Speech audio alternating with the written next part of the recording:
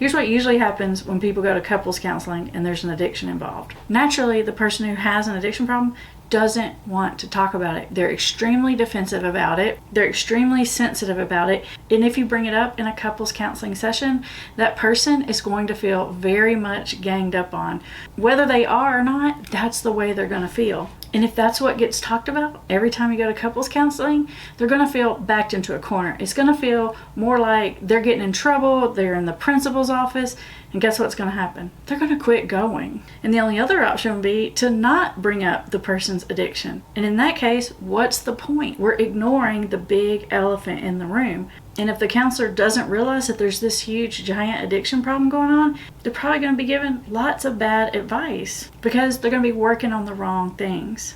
Now, even though I don't think that traditional couples counseling is very helpful when it comes to one or more of the partners having an addiction, I am a big believer in the idea that the whole family system needs to work on it all at the same time. This whole issue is actually how I came up with the Hope for Families model. In our office, what we do is we give the person who has an addiction, or at least who's being accused of having an addiction, they get a counselor, and the family member gets a counselor, all within the same office, so that the two counselors can communicate with each other, so that everybody's on the same page and we're not pulling people in separate directions or anything like that. We're trying to bring people together, but it gives each side the place to talk about what's going on without feeling like they're going to start an argument or they're going to be in trouble or getting all defensive.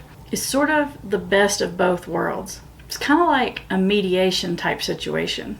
In fact, sometimes we call it lawyering. We say everybody gets their own advocate, and your counselor, the ones assigned to you, it's their job to see your side of the situation, to have your back. And so both people feel like they have someone in their corner, someone who understands them, and then the two counselors can work together to help the couple resolve the issues.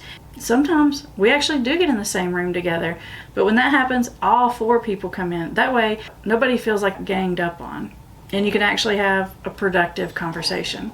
Now, if you have a loved one struggling with an addiction and you're just not sure what kind of help is right for you, you can actually schedule a consultation with one of our family recovery counselors. So before you talk your loved one into going to counseling or couples counseling or treatment, make sure that that's the right direction for your situation and that you're getting good, sound, objective advice from someone who understands not just addiction, but addiction in the context of a family system. I'll put a link to those consultations in the description below.